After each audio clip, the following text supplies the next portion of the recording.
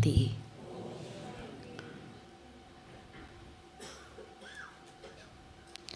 Teachers बहनें जो पीछे या बीच में बैठी हूँ आगे आ जाएं, आपके लिए आगे सीट खाली है तो पीछे माताओं को सीट मिल जाएंगी। जिनको सेवा के लिए उठना है वो एक ही बार उठ जाएं।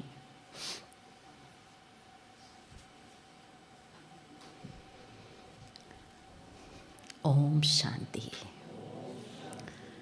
ओम शांति। ओम शांति। आप सभी प्यारे बाबा के घर में 2 दिन से विशेष तपस्या कर रहे हैं। हमारे इस तपस्वी जीवन का पढ़ाई का जो मुख्य सब्जेक्ट है वो कौन सा है? बाबा ने हमें 4 सब्जेक्ट दिए हैं, ज्ञान, योग, धारणा और सेवा। लेकिन उसमें पहले नंबर पे कौन सा रखा है? ज्ञान, और दूसरे नंबर पर योग। तो पहले ये दोनों ही सब्जेक्ट बहुत ज़रूरी हैं, क्योंकि बिना स्पष्ट ज्ञान की स्पष्टता के बिना हम योग भी नहीं लगा सकते। तो पहले ये समझना जरूरी है मैं कौन हूँ। बड़े सहज रूप से हम सब जान जाते हैं बहुत जल्दी है। नया कोई भी आता है ना तो पहला लेसन ही हमारा कौन सा होता है कि मैं कौन हूँ। लेकिन इस पाठ को पढ़ने में पूरा जीवन ही लग जाता है। 90 वर्ष हो गए बाबा रोज मुरली में सबसे ज़्यादा कौन से पाठ की? आत्माभिमानी बनो। फर्स्ट लेसन है ना, और यही हमारा लास्ट लेसन है। बिल्कुल आत्मस्वरूप में स्थित हो जाएं। और जो आत्मस्वरूप में स्थित हो जाता है उसे योग लगाना तो उसके लिए बहुत सहज काम हो जाता है। क्योंकि बाबा 2 शब्द प्रयोग करते हैं ना, अपने को आत्मा निश्चय करके फिर मन को मुझ में लगाओ। तो योग का सब्जेक्ट बड़ा आसान हो जाता है जब हम ज्ञान को गहराई से समझते हैं, अपने आप को समझते हैं। बाबा जो है, जैसा है। अभी 2-3 दिन पहले भी बाबा ने कहा कि सभी बच्चे मुझे अभी तक भी नहीं जानते हैं, मैं जो हूँ, जैसा हूँ। हमारे बाबा की शक्तियाँ कितनी अनंत हैं। अगर ये अच्छी तरह से समझ में आ जाए ना बाबा क्या है, तो इतना नशा चढ़ जाए जो बात मत पूछो। सारे विश्व का भाग्य विधाता, कितनी महिमा है बाबा की। तो ऐसा बाबा मेरा है।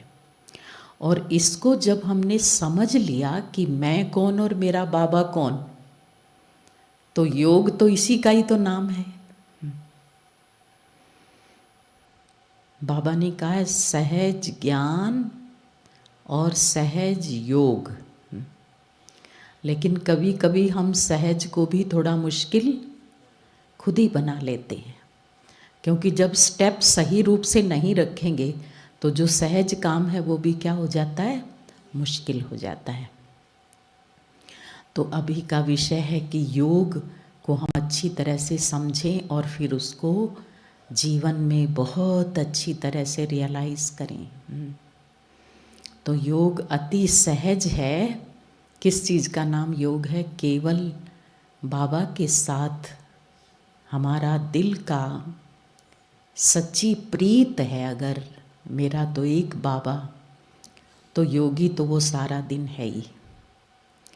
बाबा ने योग को बहुत सारे नाम दिए हैं कि बच्चे तुम कर्म योगी हो,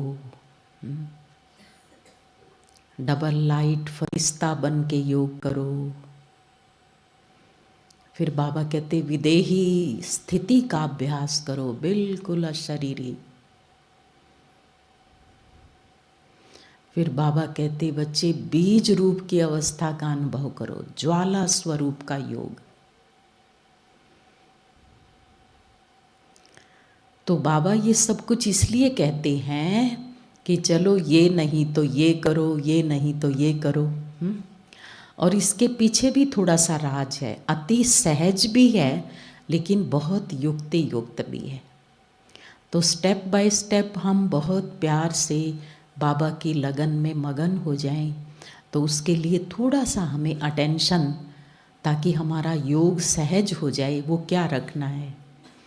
तो हम योग को 3 रूपों में ले लेते हैं जिसमें सब कुछ समा जाएगा।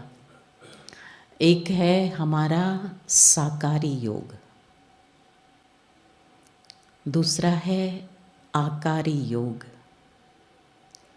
और तीसरा है निराकारी योग। तो साकारी योग क्या है? देखो, सारा दिन हम सभी चाहे अपने घर में, परिवार में, संसार में, व्यापार में, कहीं भी रहेंगे, तो साकार में हम कुछ ना कुछ अपने आप को देखते हैं, कारोबार को देखते हैं, जगत को देखते हैं, सब कुछ देखते हैं। लेकिन वो सब कुछ देखते हुए हमारी मन बुद्धि बाबा में लगी रहे, हम योगी बन के रहें, तो इसी को कर्म योग कहा है गीता में, कर्म योग। क्योंकि कर्म के बिना मनुष्य 1 सेकंड भी रह नहीं सकता, और दिन भर में भी ज़्यादा समय हमारा कर्म में जाएगा। माताएं बहनें घर का काम करेंगी, किचन का करेंगी, जो कुछ भी है हमारा, तो उन कर्मों में बाबा की याद समाई हुई हो, साथ साथ हो। और सुबह उठने से लेकर रात को सोने तक हर कर्म में बाबा की याद है ना, उसको कंबाइंड करना है। जैसे हम अपने साकार ब्रह्मा बाप के अनुभव सुनते हैं ना, जैसे जैसे जनवरी मास आता है तो बाबा की विशेषताएं बहुत ध्यान में आती हैं। तो बाबा सुबह सुबह मुरलियों में भी बाबा सुनाते हैं कि मैं जब स्नान करता हूँ तो कभी मैं सोचता हूँ कि शिव बाबा इस भ्रकुटी में आया है, तो मैं बाबा के ऊपर लोटी चढ़ा रहा हूँ। और कभी मैं ये सोचता हूँ कि शिव बाबा मुझे स्नान करा रहे हैं। देखो, कर्म वही है, लेकिन कर्म में योग को जोड़ लिया। सवेरे से लेकर के अमृत वेले से लेकर के कर्म में योग को जोड़ा। और ब्रह्मा बाबा के जीवन की विशेषताएं हम बहुत सारी सुनते हैं। बाबा हर कर्म यज्ञ का बच्चों के साथ अपने हाथ से करते थे। एक बार की घटना सुनाते हैं ना, बाबा गोबर के उपले बना रहे थे और कोई मिलने के लिए आ गया। तो जो बहन आई ना संदेश लेके, उसने कहा बाबा कलेक्टर आपसे मिलने आया है। तो बाबा के हाथ गोबर में सने हुए हैं। उस समय ना कोयले का चूरा और गोबर को मिक्स करके अंगीठी जलती थी यज्ञ में, अंगीठियों पे भोजन बनता था। तो बाबा ने कहा बच्ची उसको ले आओ। अब वो संकोच करी, कलेक्टर मिलने आया है, बाबा गोबर के उपले बना रहे हैं, कैसे लाऊं। वो गई बाहर तक, फिर वापस आई थोड़ी देर में, फिर कहा बाबा कलेक्टर आपसे मिलने आया है। तो बाबा ने कहा बच्ची उसको ले आओ। वो फिर चक्कर काट के आई। तीसरी बार तो बाबा ने फिर उसको अच्छी तरह प्रेशर से कहा कि बच्ची उसको यहाँ ले आओ। अब तो उसे लाना ही पड़ा। तो जैसे ही वो उसको लेकर के आई तो वो एकदम नतमस्तक हो गया, चरणों में झुक गया, दंडवत प्रणाम करने लगा, क्योंकि बाबा के स्थान पर उसको नारायण दिखाई दिया। ये है कर्म योग। कर्म साधारण, पर बाबा के मन की स्थिति कितनी ऊंची थी। हम सभी सारा दिन काम करते हुए क्या सोचते हैं कि अब तो ये काम कर रहे हैं, अब योग की ज़रूरत नहीं है, जैसे अलबेले हो जाते हैं। भोजन बनाओ पर बाबा की याद में, चिंतन करते हुए अंदर अंदर कि बाबा के यज्ञ का ये प्रसाद बना रही हूँ, भगवान का भोग बना रही हूँ, बाबा के सब बच्चों के लिए भोजन खिलाते हुए मैं ये बाबा का प्रसाद, ये सब देवकुल की आत्माएं हैं, इनको ये भोग लगा रही। कर सकते हैं चिंतन, इसके लिए किसी अलग समय निकालने की बात है ही नहीं। तो ये है कर्म योग। दुकान में बैठे हैं, ऑफिस में बैठे हैं, मैं बाबा की छत्र छाया में बैठ के ये काम कर रहा हूँ। या बाबा की छत्र छाया में नहीं तो कोई और माया की छाया में करेंगे, है ना, कोई ना कोई व्यर्थ चिंतन होगा। तो इसलिए कर्म योगी बन के करेंगे तो कर्म भी अच्छा होगा, श्रेष्ठ होगा, हमारे निर्णय भी अच्छे होंगे। चलते फिरते, सफ़र करते, भोजन बनाते, भोजन खाते, भोजन खिलाते, खेत में काम कर रहे हैं, बाबा मेरे साथ है। तो ये है हमारा कर्म योग, कर्म करते हुए।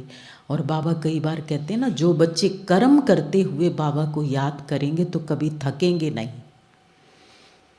आबू रोड से माउंट आबू तक जाओ, आता है ना बाबा की मुरली में, तो थकावट, पैदल जाओ तो भी थकावट नहीं होगी। फिर जो हमारी उससे ऊपर की जो स्थिति है वो है आकारी याद। सिर्फ यहाँ तक हम सीमित ना रह जाएं, लेकिन बाबा कहते आप बच्चों को डबल लाइट फरिश्ता बनना है। और साकार में भी जब कर्म कर रहे हैं ना, तो कर्मातीत की पॉइंट्स के अंदर हमने ये इस मास में ये बार बार सुना है कि मैं आत्मा कर्मेंद्रियों से कर्म करा रही हूँ। भोजन भी बना रहे हैं, भोजन खा रहे हैं उस स्मृति में।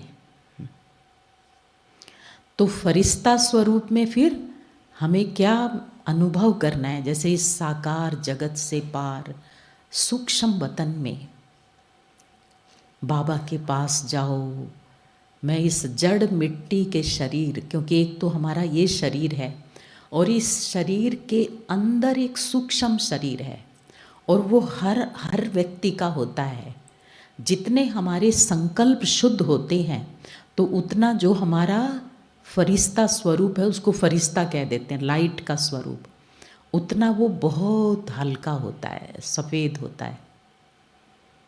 कोई भी आत्मा जब शरीर छोड़ती है तो सूक्ष्म शरीर सहित छोड़ती है।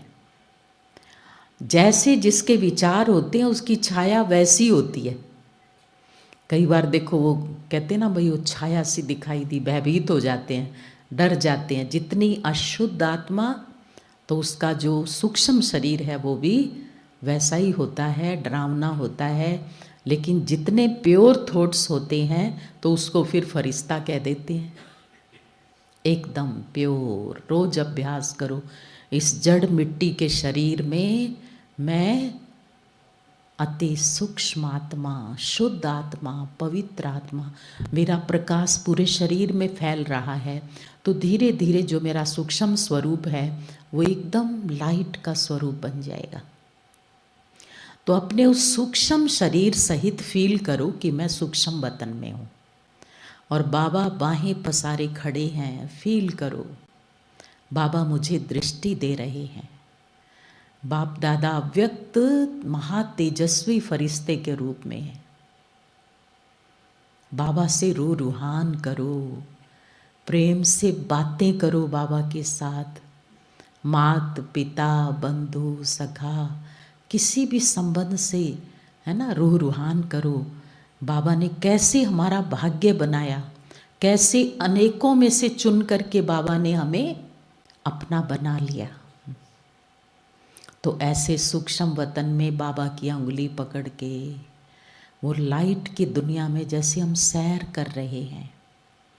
और कभी कभी मेरा जो अव्यक्ति स्वरूप है, लाइट का स्वरूप है, पहले बाबा से शक्ति लेकर उसको चार्ज करो और फिर मैं आत्मा कभी ग्लोब पर खड़े होकर के, कभी अंतरिक्ष में खड़े होकर के लाइट, मेरे लाइट के स्वरूप से प्रकाश की, शांति की, पवित्रता की किरणें निकल रही है और सारे विश्व को, सृष्टि ग्लोब को मिल रही है। कभी कभी बाबा कहते बच्चे मनसा सेवा के लिए अपने अंतर्वाहक शरीर के द्वारा सैर करो। भक्त आत्माओं को सकाश दे रहे हैं, दुखी अशांत आत्माओं को सकाश दे रहे हैं। तो नुमा शाम के समय अपने आकारी फरिश्ते स्वरूप द्वारा पहले बाबा से मिलन करो और फिर सारे विश्व की आत्माओं को शांति का दान दो, इस प्रकृति को शांति का दान दो। क्योंकि प्रकृति में सबसे ज़्यादा ग्रहण शक्ति होती है और जो संकल्प हम उठाते हैं ना अनेक आत्माओं के लिए या प्रकृति के लिए, तो वो पूरे संकल्प की ऊर्जा ऐसी है जो दूर दूर तक फैलती है और वो फिर रिएक्ट करके हमारे पास अनंत गुणा होकर के आती है। अपने योग की स्थिति को बहुत अच्छा बनाना है, अपने भाग्य को बहुत ऊंचा बनाना है, तो ये मनसा सेवा, शक्तियों का दान जरूर करना है रोज। वो दान फलीभूत होता है और अपनी स्थिति बहुत अच्छी बनती है। तो आकारी रूप में, डबल लाइट स्वरूप में, फरिश्ते के स्वरूप में बड़े प्यार से बाबा के साथ मिलन मनाओ और सारे विश्व को भी, दुखी अशांत आत्माओं को भी शक्तियों का दान दो। एक एक गुण का शक्तियों के जैसे संकल्प उठाते हुए, पवित्रता का, शांति का, प्रेम का, सुख का। क्योंकि आज भी बाबा ने कहा ना, सारे विश्व की आत्माएं दुखी हैं और आप बच्चे सुखदाता के बच्चे हो, सुख की दुनिया में चलना है तो तुम्हें अपने मन वचन कर्म से सबको सुख देना है। लेकिन ये जो आकारी फरिश्ते स्वरूप की याद है हमारी, वो बहुत अच्छी होगी, उसमें स्थिरता आएगी जब हम कर्म योग करेंगे सारा दिन।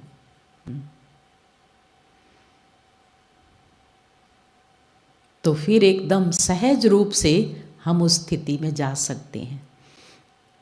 फिर उसके बाद जो तीसरी स्थिति है हमारी, वो है निराकारी याद, जिसको बाबा ने बहुत सारे नाम दिए हैं। एकदम विदेही स्थिति, निराकारी याद, बीज रूप की अवस्था, और कौन कौन से नाम दिए आप भी बताओ जरा। हाँ जी, इसी को बाबा ने कहा ज्वाला स्वरूप, बहुत पावरफुल योग। क्योंकि परम धाम में ना साकारी शरीर ना सूक्ष्म शरीर, केवल मैं आत्मा बिंदु और बाबा बिंदु। और बाबा की जो डायरेक्ट शक्तियां हैं वो जैसे कि आत्मा के ऊपर बरस रही है। बिंदु का बिंदु से मिलन,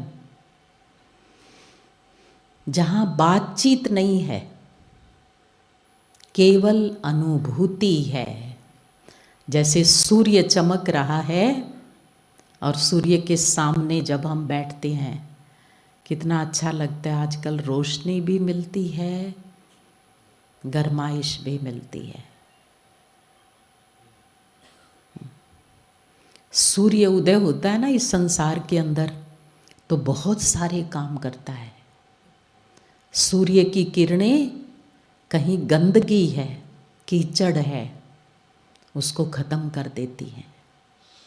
सूर्य की किरणें कीटाणुओं को नष्ट कर देती हैं।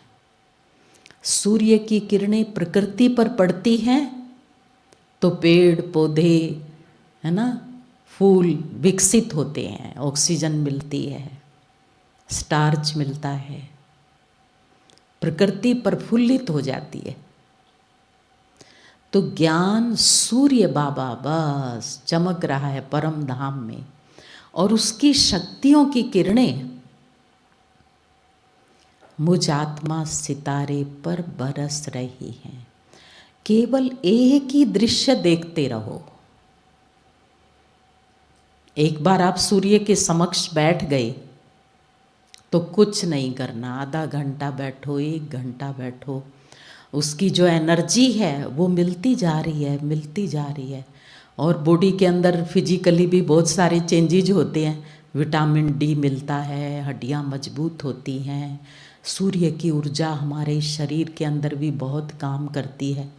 हम कुछ ज़्यादा नहीं करते, कुछ बोलते नहीं, कुछ कहते नहीं, लेकिन वो किरणें, वो शक्ति अपना काम आप पे ही करती है, करती है ना। इसी तरह बाबा फिर क्या है, वो तो एक स्थूल नक्षत्र है, लेकिन बाबा तो अनंत शक्तियों का भंडार है। उसके सामने बैठे रहो, बैठे रहो, उसकी जो, उसको देखते रहो, बस दिल कहे बाबा तुझे देखता रहूं। देखते रहो, बैठे रहो, देखते रहो, उसकी किरणें बरस रही हैं, फील करो वो मुझ आत्मा सितारे में समा रही हैं। और जब बाबा की किरणें मेरे अंदर समा रही हैं तो वो बहुत बड़ा काम करती हैं।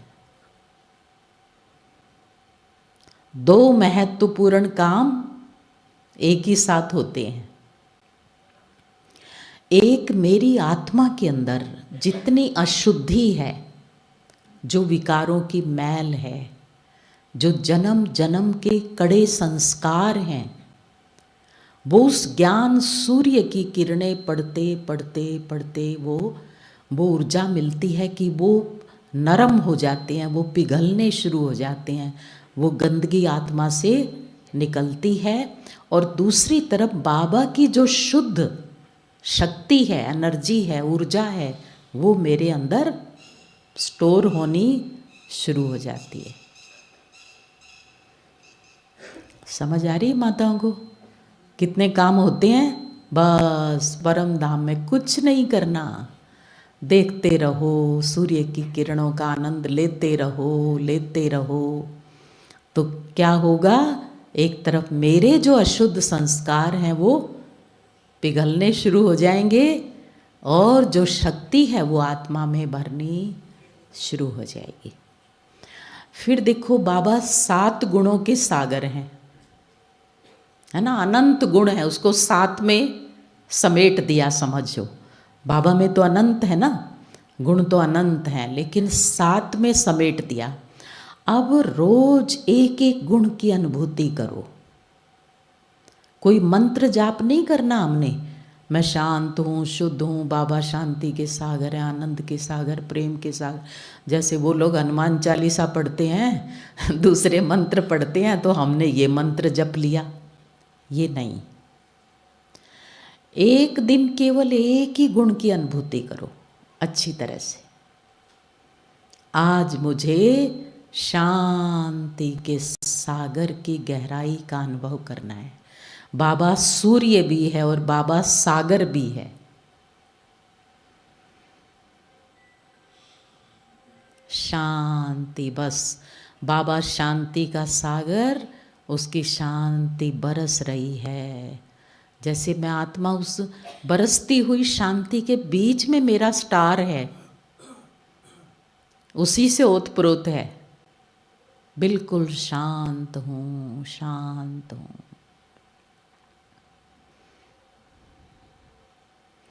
और उस शांति के अंदर फिर सुख मिलता है, आनंद मिलता है। जितना बिल्कुल शांत चित्त हो जाएंगे ना, तो आत्मा जैसे तृप्त हो जाती है कि बस जो पाना था सो पा लिया। इच्छाएं तृष्णाएं धीरे धीरे खत्म हो जाती हैं, मर्ज हो जाती हैं। तो किसी दिन केवल शांति ही शांति की अनुभूति करो। किसी दिन बाबा के सुख की अनुभूति करो।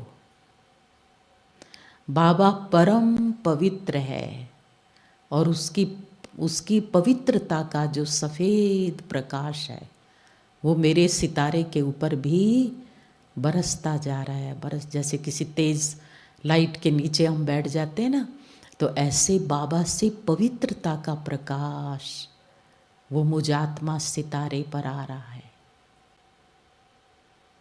मैं सितारा भी बाबा के इस दिव्य पवित्र प्रकाश में शुद्ध होता जा रहा हूँ।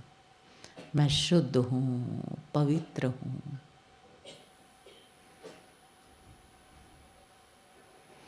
तो ऐसे केवल एक एक गुण की भी कर सकते हैं या 2 गुण भी ले सकते हैं।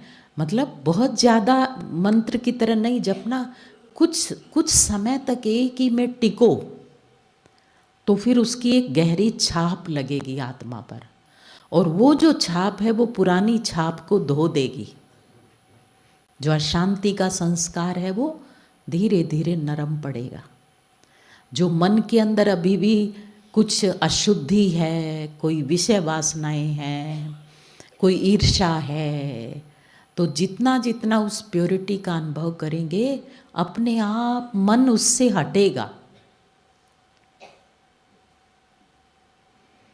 तो ऐसे अब देखो जनवरी मास आ रहा है ना, ये अनुभूति करके देखना बहुत आनंददायी है। कई बार तो हम भाई बहनों को ये होमवर्क देते हैं कि सप्ताह में कितने दिन हैं? 7। और बाबा के और मुझ आत्मा के मूल गुण भी कितने हैं? 7। तो हर दिन के साथ एक एक गुण को जोड़ लो। सोमवार को मुझे केवल शांति का अनुभव करना है, शांति। और सुबह से लेकर के ये अपने आप को संकल्प दे दो, स्वमान दे दो कि मैं मास्टर शांति का सागर हूँ। योग लगाएं तो भी शांति की अनुभूति, किसी से बात करें तो भी शांति। जैसे पूरी ड्रेस वही पहन लो, मेरी दृष्टि में भी शांति हो, चाहे कोई कैसा भी हो। जो बोलना है वो भी शांति से। देखो भक्त आत्माएं भी व्रत करती है ना, तो वो सारा दिन ध्यान रखती हैं। जैसा व्रत होगा ना वैसा ही ध्यान। आजान बिल्कुल नहीं खाना है। कोई निर्जला करते हैं तो पानी भी नहीं पीते हैं। प्यास भी लगे तो सोचेंगे नहीं नहीं आज व्रत है। तो हम एक दिन शांति का व्रत करें।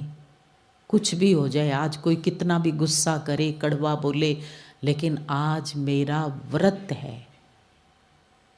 हो सकता है? बोलो, हो सकता है? अभी ये टेस्ट लेके देखना। फिर मंगलवार को दूसरा गुण ले लो, सुख का ले लो। बाबा सुखों का भंडार, मेरा बाप सारे भाग दुनिया को सुख देने वाला, दुख हरता वो मेरा बाप है। और कौन सा सुख है उसकी याद का? अतीन्द्रिय सुख। इंद्रियों के सुख तो तुच्छ हैं, अल्पकाल के हैं, जिसके लिए कहा गया काग विष्ठा के समान तुच्छ हैं। लेकिन बाबा की याद में इंद्रियों से परे का अलौकिक आनंद, अलौकिक सुख मिलता है। तो उस दिन सारा दिन सुख में स्थिति में ही रहना है। मैं तो बहुत सुखी आत्मा हूँ, मुझे कोई दुख नहीं। और फिर जैसा संकल्प करेंगे और सोचेंगे ना, जीवन वैसा ही बन जाएगा। दुखों का चिंतन नहीं करना है। दुखी कौन कौन है आप में से? माताएं हाथ खड़ा करो जो भी दुखी हैं। कोई दुखी नहीं है, हंस रहे हैं पर हाथ नहीं खड़ा कर रहे, माना कुछ थोड़ा थोड़ा तो है? तो ये संकल्प पक्का करो कि अब तो मुझे सुखदाता मिल गया, तो मेरे लिए कोई दुख नहीं। मैं तो सुखी आत्मा हूँ। जीवन में सुख बढ़ते जाएंगे, मल्टीप्लाई होते जाएंगे। आज की मुरली में था ना बाबा के वरदान में कि आपका संकल्प कितना बड़ा काम कर सकता है ना। विज्ञान की शक्ति रेगिस्तान को हरा भरा कर सकती है। साइलेंस पावर कितना बड़ा काम कर सकती है। आप जो चाहो सो बन सकते हो और जो चाहे वो हम कर सकते हैं। अपने ही संकल्पों से हम अपना संसार बनाते हैं। और देखो संकल्प के अंदर इतनी बड़ी शक्ति है कि जैसे हम संकल्प रचेंगे ना, हमारे चारों तरफ वैसी ही परिस्थितियां क्रिएट होनी शुरू हो जाएंगी। जो सुख के संकल्प रचेगा, अपने आप परिस्थितियां ऐसी बनेंगी कि सुख आपकी तरफ आकर्षित होने शुरू हो जाएंगे। सुख ही सुख, ऐसी बातें होंगी, ऐसी घटनाएं होंगी। और जो दुख का चिंतन करेगा, उसके चारों तरफ दुख की परिस्थितियां क्रिएट होनी। क्योंकि ये जो हमारे आसपास का वातावरण है, ये जो ब्रह्मांड है सारा, इसके अंदर दो तरह की एनर्जी है, नेगेटिव भी है और पॉजिटिव भी है। जैसा हम सोचते हैं, जैसी हमारी सोच होती है, आसपास की सारी एनर्जी हमारी तरफ वैसी ही आकर्षित होनी शुरू हो जाती है। अपनी तो नेगेटिव थी ही, लेकिन बाहर के वायुमंडल की भी नेगेटिव हमारी तरफ आकर्षित होनी। इसको दुनिया में एक शब्द बोलते हैं, लॉ ऑफ अट्रैक्शन। जो सोचोगे वही आकर्षित करोगे। ठीक है, तो क्या सोचना है? दुख सोचोगे तो दुख बढ़ेंगे, सुख सोचोगे तो सुख बढ़ेंगे। बीमारी का चिंतन बार बार करोगे तो बीमारी बढ़ेंगी। और अगर ये चिंतन करेंगे मैं तो संपूर्ण स्वस्थ हूँ, अगर है भी ना बीमारी, तो ये नहीं सोचना मैं बीमार हूँ, हैं मेरी तो शुगर ज़्यादा है, मेरे घुटने काम नहीं करते। जो है वो नहीं सोचना, जो बनना है वो सोचना है। ये फार्मूला पक्का कर लो। योग को भी ठीक करो। योग में बैठ करके भी हम क्या सोचते हैं? बाबा मैं बहुत दुखी हूँ, मेरा पति ऐसे है, उसकी बुद्धि ठीक कर दो, ये कर दो। ये चिंतन नहीं करना है। भगवान तो क्या करता है, जो हम सोचते हैं वो हमें वरदान देता है, तथास्तु। ठीक है, सवेरे सवेरे उठ करके अगर हम ये चिंतन करते हैं मेरे घुटने काम नहीं करते, भगवान आएगा, चक्कर लगाएगा, वो कहेगा तथास्तु। फिर क्या सोचना है? मेरे घुटने बहुत अच्छे हैं, शरीर भी बहुत अच्छा है, तंदुरुस्त है, ये मुझे अंत तक जरूर साथ देगा। ये सोचना है। ये नहीं सोचना पता नहीं क्या होगा क्या होगा। और नेगेटिव सोचेंगे तो वही चीजें अट्रैक्ट होंगी, आपकी तरफ आनी शुरू हो जाएंगी और ज्यादा। इसलिए मेरा सर्जन बाबा बैठा है, मेरे लिए जो होगा सो। अब ये पाठ तो सबने पढ़ रखा है अच्छी तरह से, मेरे लिए जो होगा सो। पर जब आती है कोई बात, तब जब आती है कोई बात तब क्या सोचते हैं? पता नहीं क्या होगा, कैसे होगा। उस बात पे हमारा अटूट निश्चय हो, है ना, कि मेरे लिए जो होगा सो अच्छा होगा, क्योंकि बाबा मेरे साथ है, कुछ अहित हो ही नहीं सकता। और ड्रामा की हर सीन पूर्व निश्चित है कि नहीं? देखो 4-5 दिन पहले मुरली की बातों को ना नोट करो। बाबा ने खुद कहा, बच्चे मैं भी ड्रामा अनुसार आता हूँ। मतलब उसका भी पूर्व निश्चित है, कुछ नहीं कर सकता कोई भी। एक बार ये प्रश्न उठा कि श्री कृष्ण को ये पता था, जब महाभारत का युद्ध हो रहा था तो ये पता था कि आज चक्रव्यूह की रचना होगी और अभिमन्यु मारा जाएगा अगर अर्जुन यहाँ उपस्थित ना हुआ। और दुर्योधन ने एक चाल रची थी कि दुर्योधन उस दिन अर्जुन को युद्ध भूमि से बहुत दूर ले जाना है। एक उसकी योद्धा की ड्यूटी लगा दी कि तुम उसको चुनौतियाँ देते रहना और वो लड़ते लड़ते लड़ते दूर चला जाएगा, और फिर अभिमन्यु को हम सब मिल कर के चक्रव्यूह की रचना करेंगे, उसको तोड़ना वो जानता नहीं। तो किसी ने ये कहा कि श्री कृष्ण को तो पता था कि आज अर्जुन मरेगा, वो अभिमन्यु मरेगा, तो वो अर्जुन को क्यों लेके गया? तो उसका जवाब दिखाते हैं। श्री कृष्ण को भगवान का रूप मानते ना, तो उन्होंने जवाब दिया कि विधि के विधान को मैं भी टाल नहीं सकता। मुझे पता था, लेकिन मुझे ये भी पता था कि अभिमन्यु की आयु इतनी ही है, 16 साल है। उसके विधान को मैं भी टाल नहीं सकता था। तो इसलिए सब कुछ पूर्व निश्चित है, तो हम चिंता किस बात की करें। लेकिन उस पूर्व निश्चित के लिए बाबा ने हमें एक वरदान दिया है कि बच्चे, तुम्हारे लिए कुछ भी अहित नहीं होगा। जो भी कुछ होगा उसमें ही तुम्हारा कल्याण है।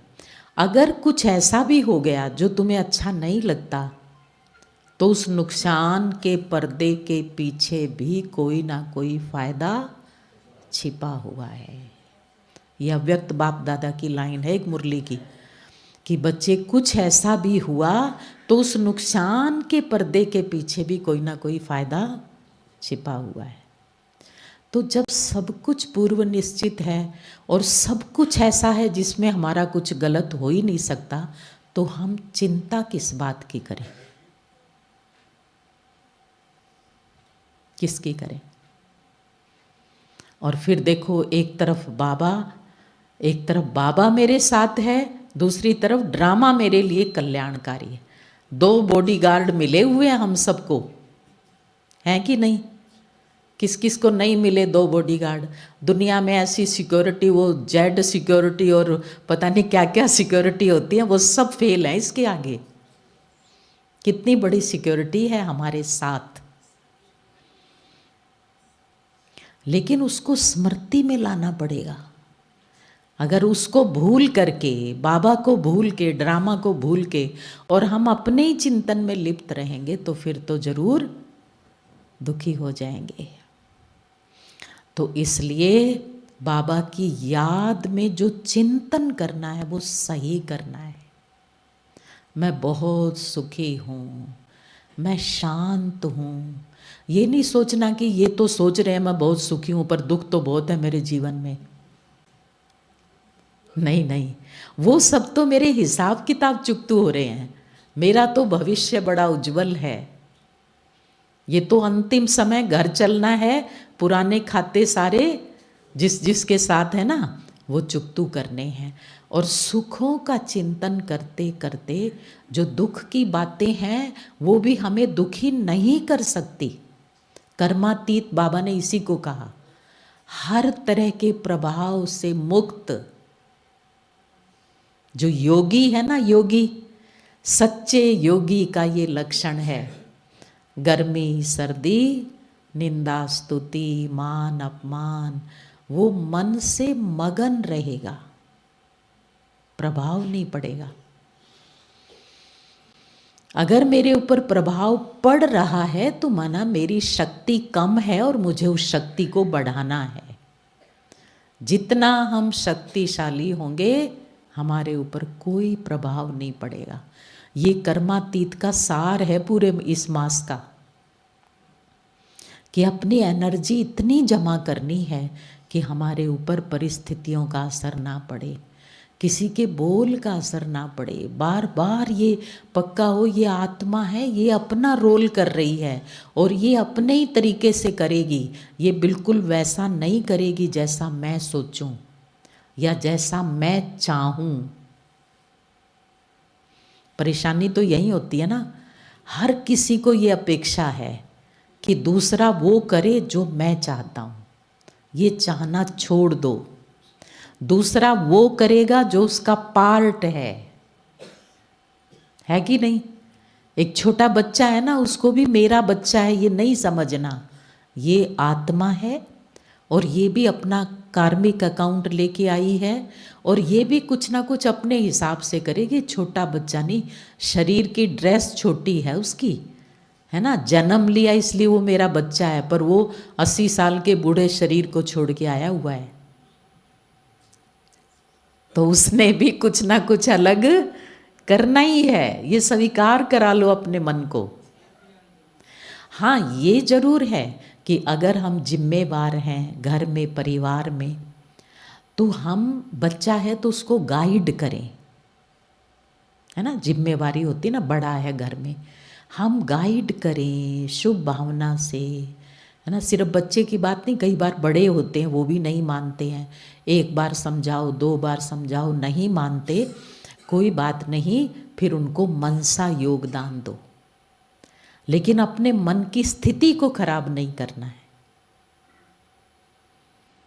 हम घरों के अंदर गाइड बने, कंट्रोलर नहीं।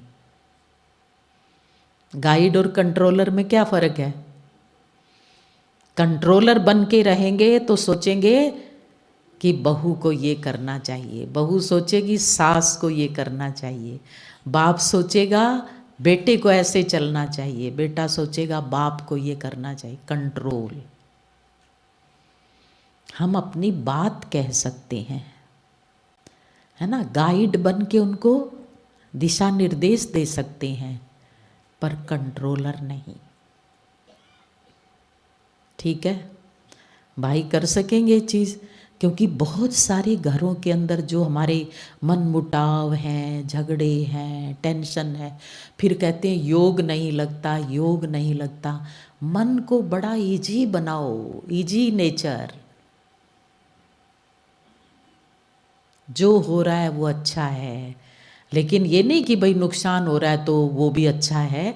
मेरी जितनी जिम्मेवारी है मैं गाइड करूं, उसके बाद भी कुछ हो रहा है तो उसको समझो ये ड्रामा का सीन है, और मन को बिल्कुल लाइट रखो, तभी हम बाबा की याद का जो सुख है, आनंद है, वो ले सकेंगे। तो बीज रूप अवस्था में क्या है? एकदम लाइट, कोई अपेक्षाएं नहीं, कोई इच्छाएं नहीं, बिल्कुल मैं और बाबा। और वो जो पावरफुल स्थिति है ना, उसके लिए हमें परम धाम में मन स्थिर हो जाए बाबा की किरणों के नीचे, उसके लिए अपने आप की तैयारी करनी पड़ती है। ऐसे ही नहीं होगा, ऐसे ही तो हम ऊपर गए, 1 मिनट भी पूरा चिंतन नहीं हुआ होगा, फिर नीचे आ जाएंगे। तो जो पहले नंबर की याद है ना, साकारी याद, वो इसलिए जरूरी है कि पूरे दिन भर में अगर हम कर्म करते हुए बाबा बाबा बाबा करते हुए करेंगे, बाबा की याद में, तो फिर हमारे मन की एकाग्रता ऊपर भी जल्दी हो जाएगी। आकारी याद हम, है ना, बाबा की याद का आनंद लेंगे, मिलन मनाएंगे, बातचीत करेंगे, तो फिर परम धाम में बिल्कुल निराकारी स्वरूप में आनंद में रहेंगे। सीढ़ी होती है ना, जैसे सीढ़ी पर स्टेप बाय स्टेप चढ़ना होता है, तो ऐसे धीरे धीरे हम पूरे दिन भर पे अटेंशन रखें, और दिन भर में जब हम अटेंशन रखेंगे, धीरे धीरे मन अनासक्त होगा। ये जो आसक्तियाँ हैं, लगाव है, पर चिंतन है, बहुत सारी तरह का, उससे धीरे धीरे मन जो है वो हमारा उपराम होता जाएगा। और फिर जब हम बाबा की याद में बैठेंगे तो मन ऊपर सहज ही एकाग्र हो जाएगा। तो कर्म योग हमारे आकारी योग को सहज बनाएगा और साकारी और आकारी योग जितना होगा वो हमारी निराकारी स्थिति को सहज बनाएगा। नहीं तो सारा दिन बाहर मुखी रहे, पर चिंतन में रहे और फिर सोचे हम बीज रूप अवस्था का अनुभव कर लें, ज्वाला स्वरूप की अनुभूति कर लें, तो वो नहीं हो पाएगी। मन स्थिर नहीं होगा, वहाँ स्थिरता नहीं आएगी। तो इसलिए बहुत ज़रूरी है। और धीरे धीरे जैसे जैसे हम उस निराकारी स्वरूप में बाबा की शक्तियों को अपने अंदर भरते जाएंगे और आत्मा का शुद्धिकरण होता जाएगा, जिसको बाबा कहते हैं विकर्म विनाश। विनाश होते हैं इसलिए उसको ज्वाला स्वरूप का योग कहा। आत्मा गहन शांति की अनुभूति करती है, इसलिए वो बिल्कुल बीज रूप में, आत्मा बीज बाबा बीज। बीज माना क्या, बीज जो है, जो होता है ना, बहुत छोटा होता है, लेकिन उस छोटे से बीज में पूरे वृक्ष का विस्तार समाया हुआ होता है। और जैसी बीज की क्वालिटी होती है वैसी ही वृक्ष की क्वालिटी होती है। तो हमारे जीवन का बीज कौन सा है? कौन सा है? आत्मा है। और इस पूरे सृष्टि का बीज रूप कौन है? वो बाबा है। तो हम अपने आत्मा रूपी बीज के अंदर, क्योंकि 2 युगों के अंदर बहुत सारी गलत, उसके अंदर जो विकार कहो, संस्कार कहो, बहुत सारी अशुद्धि उसके अंदर भर गई बीज के अंदर। अब हम अपने आत्मा बीज को बाबा की याद में तपा तपा के और उस बीज की क्वालिटी को बढ़िया बनाते हैं। अशुद्धि निकल जाए, शक्तियां भर जाएं। फिर ये जो मेरा आत्मा बीज है ये सतयुग में उतरेगा, देव स्वरूप में, फिर त्रेता में। तो जीवन की जो क्वालिटी होगी ना वो बहुत अच्छी होगी। शांति होगी, प्रेम होगा, आनंद। छोटे से बीज में पूरा जीवन समाया हुआ है, पूरी सृष्टि समाई हुई है 5000 वर्ष की। तो इसलिए जितना बाबा को याद करते हैं, एकदम मैं बीज, बाबा से वो शक्तियाँ मेरे अंदर भर रही हैं, तो वो बहुत पावरफुल बीज बन जाएगा। और देखो इसका एक प्रैक्टिकल उदाहरण भी है। अपना जो ये ग्राम विकास प्रभाग है, इसमें किसान लोग क्या करते हैं, शाश्वत यौगिक खेती क्या है, उसके अंदर वो बीज को 7 दिन तक बाबा के कमरे में रखते हैं। जो बोना है ना बीज, वो बीज को बाबा के कमरे में रखते हैं और उस बीज को रोज सकाश देते हैं कि तुम बहुत पावरफुल फसल पैदा करोगे, बहुत सात्विक, पौष्टिक, और बाबा की शांति, प्रेम, आनंद बीज के अंदर भर रहा है। और इससे जो मतलब अंकुरण होगा, जो फसल निकलेगी वो बहुत सात्विक होगी, पौष्टिक होगी। ये उसको संकल्प देते हैं बीज को, और सचमुच में वो बीज बोते हैं और फिर उसका पूरा, जब तक मंडी तक फसल जाती है ना, वो योग करते हैं। और वो केवल भावना की बात नहीं है। एग्रीकल्चर यूनिवर्सिटीज के अंदर जो हमारी फसल निकलती है, उसका साइंटिफिकली उसको प्रूव हो चुकी है वो, कि उसकी जो गुणवत्ता है, उसकी जो पौष्टिकता है, वो बहुत अच्छी होती है। तो एक साधारण बीज योग के वाइब्रेशन से उसकी क्वालिटी चेंज हो सकती है। तो मेरे अंदर ये जो बीज है ये कैसा है? चेतन बीज है। ये तो उस प्रभु पिता की संतान है, उसी का वंशज है।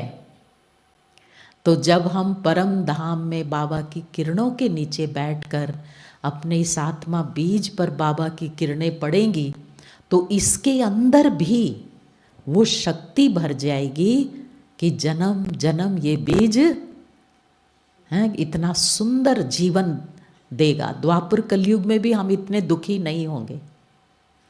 इसलिए बाबा ने इसको बीज रूप अवस्था कहा है, ज्वाला स्वरूप कहा, क्योंकि शक्ति से पाप नाश होते हैं, शुद्धिकरण होता है। तो इसलिए अब जनवरी का मास आ रहा है, हम सब ये अलग अलग अनुभूति अच्छी तरह से धीरज से दिन भर पे भी अटेंशन रखेंगे। पूरा जनवरी मास तो ये संकल्प पक्का करेंगे कि सारा दिन मुझे कर्म योगी बन के रहना है। नुमा शाम के समय आकारी स्वरूप में बाबा से मिलन किया, डबल लाइट फरिश्ता बन के बाबा के साथ सैर की, और फिर सारे विश्व की आत्माओं को भी शांति का दान दिया। थोड़ा अपना टाइम निश्चित कर ले, पूरा जनवरी का मास दिन भर में कर्म योगी नुमा शाम फरिश्ता बन के चक्कर लगाना, सवेरे सवेरे या शाम के टाइम जब भी आपको अच्छा लगे, परम धाम में बाबा की शक्तियों की किरणों के नीचे बैठ के आत्मा में वो शक्ति भरनी है। फिर आप देखेंगे जीवन इतना आनंदित हो जाएगा। सब इच्छाएं तृष्णाएं, ये जो मन बार बार भागता है ना, ये अपने आप ठीक होता जाएगा। क्योंकि जितनी भी हमारे जीवन के अंदर भटकना है, चंचलता है, आकर्षण है, उसका कारण है कि अंदर का रस हमने लिया नहीं है। इसलिए जो दुनिया के रस है ना, वो खींचते हैं बार बार, खाने का, पहनने का, देखने का, देह की आकर्षण। क्योंकि जो अंदर का सुख आनंद अतीन्द्रिय सुख है, उससे आत्मा खाली है, और वो खालीपन हम बाहर से भरना चाहते हैं, लेकिन बाहर से उसकी पूर्ति कभी हो नहीं सकती।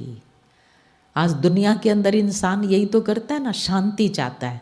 अब शांति के लिए क्या करेगा? नई से नई चीज़ें खरीदेंगे, नया मोबाइल, नई गाड़ी, नया ये।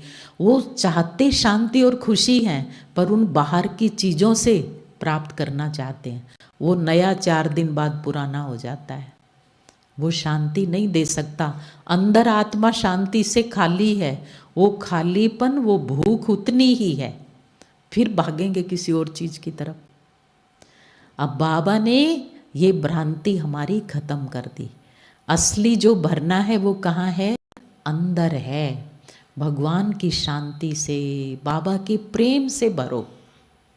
ये जो प्रेम की भूख है ना, कोई मेरे साथ प्यार से बात करे, सास सोचेगी बहू मेरे को मान दे, प्यार दे, ये तो ठीक से बात ही नहीं करती। बहू भी सोचेगी सास मेरे को प्यार से बात नहीं करती। ये जो लोगों से अपेक्षाएं हैं, इसका कारण क्या है? कि अंदर का जो प्रेम है उससे आत्मा खाली है। तो बाबा की याद से हमें प्रेम से भरना है, आनंद से भरना है, सुखों से भरना है। फिर जो अल्पकाल वाले हैं उनकी आकर्षण स्वतः ही खत्म हो जाएगी। ठीक है, तो अभी हम सब बाबा की याद में बैठेंगे। बहुत प्यार से आज हम कुछ गुणों की अनुभूति करेंगे, और फिर रोज आपको करनी है। रोज आप सब बाबा के पुराने बच्चे हो, सारा ज्ञान है, लेकिन अब उसको जीवन में उतारना है, वो अनुभूति हमें करनी है। तो कुछ गुणों की अनुभूति आज करेंगे, फिर हम रोज करेंगे। और सबसे जरूरी चीज़ है प्यार। बाबा के साथ दिल का प्यार हो। कौन मिला है, कहाँ ले जा रहा है? जितना प्यार उतना योग सहज। गोपियों का दिखाते ना, गोपियां उस प्रेम में मगन थी। प्रेम, उन्होंने उस प्रेम में जो गीत गाए, उन गीतों पर आजकल के स्टूडेंट्स जो हैं वो पीएचडी करते हैं, थीसिस लिखते हैं। मीरा के जो गीत थे, प्रभु प्रेम, तो वो हमारा अंदर से जिगरी प्यार हो बाबा के साथ, कोई लंबी चौड़ी बात नहीं है, कहीं कोई कठिनाई नहीं है। हमें तो भाई साहब की एक बात याद आती है, अमीर चंद भाई जी की, बिल्कुल साधारण गांव की भोली भाली माताएं, वो ज़्यादा कुछ नहीं समझती ना, ये स्थिति से याद करूं या वो स्थिति से, बस एक ही बात कहते थे और माताएं भी प्यार से उसको स्वीकार करती थी कि बस बाबा मैं तुझे देखती रहूं, तू मुझे देखता रहे, मैं तैनू वेखा तू मैनू वेख, यही तो योग है। मैं बाबा का हूँ, बाबा मेरा है। बाबा की जो अव्यक्त वाणियाँ हैं ना, लास्ट के 3 साल 2015, 16 और 17, उसमें बाबा ने 2 ही बातों को बार बार रिपीट किया है। कई सोचते थे पता नहीं बाबा भूल जाते हैं क्या, वही बात, पर वो सार था सारी मुरलियों का।